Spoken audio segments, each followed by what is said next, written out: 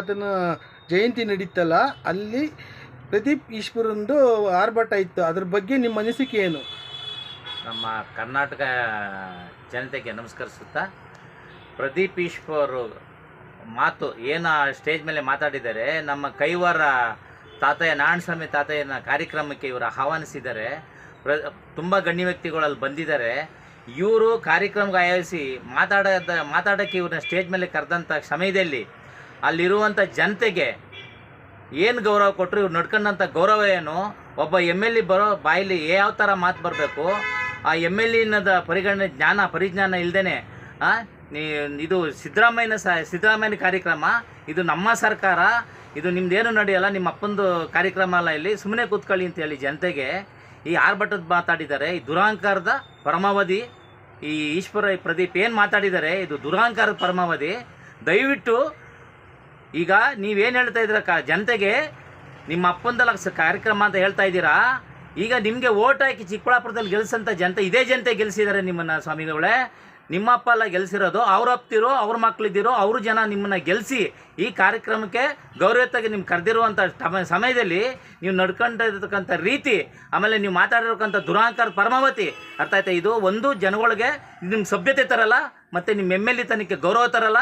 ನೀವು ದಯವಿಟ್ಟು ಜನಗಳನ್ನ ಏನು ತಿಳ್ಕೊಂಡಿದ್ದೀರ ನೀವು? ಇವತ್ತು ಜನನೇ ನಮಗೆ ಓಟ್ ಹಾಕ್ತಾ, ಜನನೇ ನಮಗೆ ದೇವ್ರುಗಳು ಅಂತ ತಿಳ್ಕೊಂಡು ನಡಿಬೇಕು. ನೀವು ಅಲ್ಲಿ ಸಭೆಯಲ್ಲಿ ಗಣ್ಯ ವ್ಯಕ್ತಿಗಳು, ನಮ್ಮ ಸಂಸದರಾದಂಥ ನಮ್ಮ PC ಮೋಹನ್ ಸಾಹೇಬರು ಕೂತಿದ್ದಾರೆ, ಮತ್ತು ತುಂಬ ಗಣ್ಯ ವ್ಯಕ್ತಿಗಳೆಲ್ಲ ಕೂತಿದ್ದಾರೆ.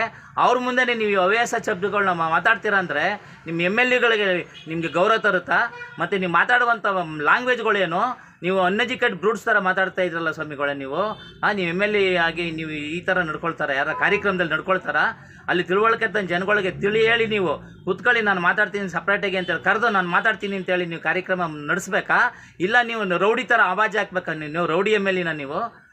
ನೀವು 136 ಸೀಟ್ ಕೊಟ್ಟಿರೋ ಜನ ನಿಮ್ಗೆ ಇದಕ್ಕೆ ಕೊಟ್ಟಿರೋದು ಜನ ಆವಾಜ್ ಹಾಕೋಕ್ಕೆ, ರೌಡಿಜಾ ಮಾಡೋಕ್ಕೆ ಸೀಟ್ ಕೊಟ್ಟಿದ್ದಾರೆ ನಿಮಗೆ. ಏನು ಅಂದ್ಕೊಂಡಿದ್ದೀರ ನೀವು? ಕಾರ್ಯಕ್ರಮ ಅಂದರೆ ಒಂದು ಒಂದು ಒಂದು ಸ್ವಾಮೀಜಿಯ ಒಂದು ಕಾರ್ಯಕ್ರಮ, ಹಿಂದುಳಿದ ಕಾರ್ಯಕ್ರಮ ಇದು. ನಿಮ್ಮ ಸಿದ್ದರಾಮಯ್ಯನ ಕಾರ್ಯಕ್ರಮನ? ನಿಮ್ಮ ಜನ ಬರೀ ಸಿದ್ದರಾಮಯ್ಯಂಗೆ ಎಲ್ಲ ಜನ ಓಟ್ ಹಾಕಿದಾರೆ, ಹಿಂದುಳಿದ ಜನನೇ ಓಟ್ ಹಾಕಿದಾರೆ, ಇಲ್ಲ ಎಲ್ಲ ಜನನೇ ಓಟ್ ಹಾಕಿದಾರಾ? ಏನು ಅಂದ್ಕೊಂಡಿದ್ದೀರ ನೀವು? ಸಿದ್ದರಾಮಯ್ಯನ ಹೆಸರು ಹೇಳ್ಕೊಂಡು ಪ್ರತಿ ಸಾರಿ ಸಿದ್ದರಾಮಯ್ಯನ ಹೆಸರು ಹಾಳು ಮಾಡ್ತಾ ಇದ್ದೀರ ನೀವೆಲ್ಲ ಸೇರಿಕೊಂಡು. ನಿಮಗೆ ಜನ ನೆಕ್ಸ್ಟು ಇದೇ ಥರ ನೀವು ನಡ್ಕೊಂಡ್ರೆ ನೆಕ್ಸ್ಟು ತುಂಬ ಜನ ಪಾಠ ಕಲಿಸ್ತಾರೆ ನಿಮಗೆ. ಚಿಕ್ಕಬಳ್ಳಾಪುರದಲ್ಲಿ ನಿಮ್ಮ ಪಾಠ ಕಲಿಸ್ತಾರೆ ಜನ. ನೀವೇನು ಅಂದ್ಕೊಂಡಿದ್ದೀರ ನೀವು?